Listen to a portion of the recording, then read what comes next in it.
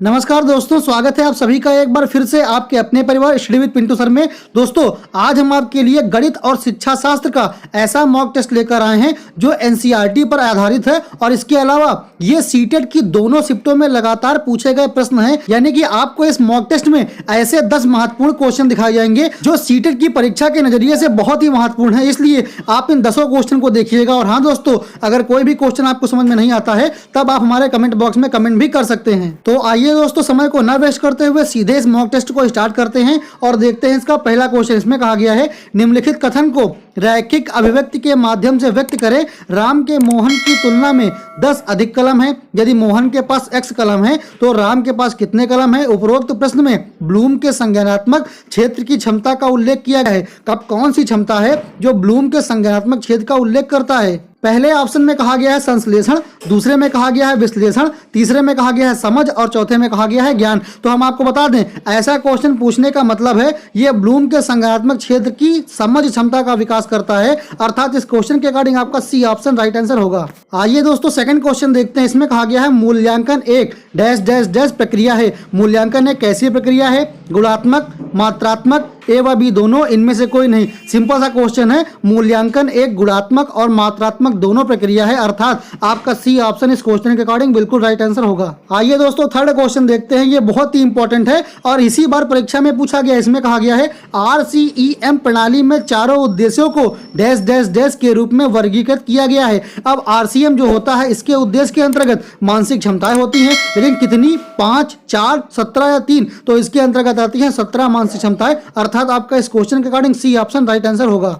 आइए दोस्तों, question number 4 देखते हैं। इसमें कहा गया है, गणित के छात्रों के वेन हिले मॉडल के डैश डैश डैश स्तर में उनके गुणों के आधार पर आकृतियों का वर्णन किया गया है। तो आपको बताना है कि गणित के छात्रों के वेन हिले मॉडल के किस स्तर में उनके गुणों के आधार पर आकृतियों का वर्णन किया गया है। आइए इसके ऑप्शन देखते हैं। पहले ऑप्शन में दिया है प्रत्यक्षीकरण, दूसरे में दिया गया है विश्लेषण, तीसरे में दिया गया है अमूर्तता और चौथे में दिया गया है दृढ़ता। तो हम आपको बता दें, इसका राइट आंसर होगा विश्लेषण। विश्लेषण वो स्तर है जिसके अंतर्गत आकृतियों का वर्णन किया गया है। आइए दोस्तों, अब क्वेश्चन नंबर 5 देखते हैं। इसमें कहा गया है, गणित के एक शिक्षक के लिए शिक्षण सामग्री की आवश्यकता किस प्रकार सहायक है। गणितीय अवधारणा को स्पष्ट और सरल बनाने में, पाठ रुचिकर एवं प्रभावी बनाने में, कक्षा का उद्देश्यहीन बनाना, या फिर ए व बी दोनों। तो दोस्तों, जो सी ऑप्शन इसका दिया है, कक्षा का उद्देश्यहीन बनाना, ये बिल्कुल आपका गलत ऑप्शन होगा, अर्थात ए और बी आपके दोनों सही हैं। इसका मतलब आपका इस क्वेश्चन के according D option right answer होगा, ए व बी दोनों। अब आइए दोस्तों, क्वेश्चन नंबर 6 देखते हैं। इसमें कहा गया है, दृश्य प्रकृति जैसे सूर्य की तरह दिखने वाली वृत्त रूपी आकृति है और एक दरवाजे जैसे दिखाई देने वाली एक आयतनुमा आकृति है। गणित शिक्षण के वेन हिले मॉडल किस स्तर में आती है। दृढ़ता, अमूर्तता, प्रत्यक्षीकरण या फिर निगमन। तो ये है प्रत्यक्षीकरण, क्योंकि बच्चों को जो एग्जाम्पल दिए गए हैं वो उनको सामने दिखा दिए गए हैं और ये उनके दैनिक जीवन में उपयोगी है, इसलिए इसका राइट ऑप्शन होगा ऑप्शन नंबर सी, प्रत्यक्षीकरण। आइए दोस्तों, क्वेश्चन नंबर 7 देखते हैं। इसमें कहा गया है, निम्नलिखित में से कौन सी गतिविधियां समय की समझ को स्पष्ट कर सकती हैं। पहले ऑप्शन में कहा गया है, एएम और पीएम के बीच में अंतर, दूसरे में कहा गया है डिजिटल घड़ी पर पढ़ने का समय, तीसरे में कहा गया है दो समय के बीच अंतराल की व्याख्या करना, या फिर चौथे में कहा गया है घड़ी के प्रकार से पढ़ना, समय अनुरूप और साथ ही डिजिटल। अब आपको बता दें, इसका राइट आंसर होगा ऑप्शन नंबर डी, घड़ी के प्रकार से पढ़ना, समय अनुरूप। ये बिल्कुल राइट आंसर होगा इस क्वेश्चन के अकॉर्डिंग। अब आइए दोस्तों, क्वेश्चन नंबर 8 देखते हैं। बहुत ही इंपॉर्टेंट क्वेश्चन है। इसमें कहा गया है, नीचे एक घड़ी पढ़ने से संबंधित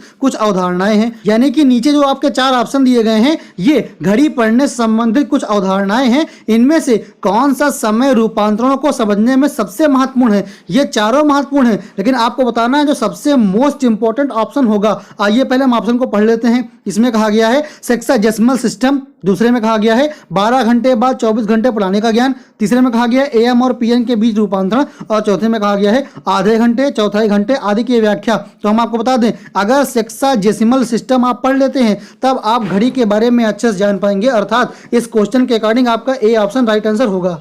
आइए दोस्तों अब क्वेश्चन नंबर 9 देखते हैं। इसमें कहा गया है गणित शिक्षक छात्रों की स्थानिक जागरूकता समझ को बढ़ाना चाहता है, जो निम्नलिखित विशेषताओं में से वह क्या बढ़ाना चाहता है। आइए देखते हैं। पहले ऑप्शन में कहा गया है छात्रों को नक्शे पर एक जगह जानने में मदद करने के लिए। दूसरे में कहा गया है छात्रों को घड़ी से समय की गणना करने के लिए। तीसरे में कहा गया है छात्रों को उनके सार्वजनिक बोलने को बढ़ाने में हेल्प करने के लिए। या फिर चौथे ऑप्शन में कहा गया है छात्रों को बिजी प्रश्नों को हल करने में हेल्प करने के लिए। तो हम आपको बता दें, अगर छात्रों को नक्शे पर एक जगह जानने में हेल्प कराने के लिए करेंगे, इसका मतलब है स्थानिक जागरूकता समझ को बढ़ाना चाहता है, अर्थात इस क्वेश्चन के अकॉर्डिंग आपका ए ऑप्शन राइट आंसर होगा। आइए दोस्तों इस मॉक टेस्ट का लास्ट क्वेश्चन देखते हैं। इसमें कहा गया है संख्या 1 से 9 के साथ 3/3 या 3x3 के एक मैजिक वर्ग को इस प्रकार पूरा करें कि प्रत्येक पंक्ति, प्रत्येक कॉलम और प्रत्येक विकर्ण में संख्या का योग 15 हो। यह प्रश्न किस प्रकार की समस्या से संबंधित है?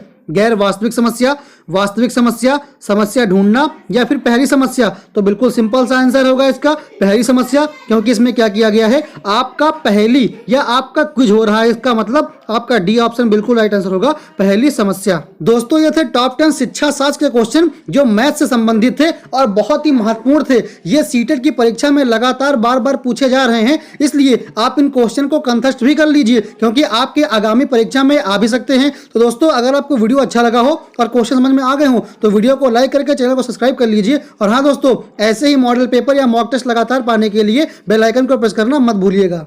मिलते हैं दोस्तों नेक्स्ट वीडियो में, तब तक के लिए जय हिंद, जय भारत, नमस्कार।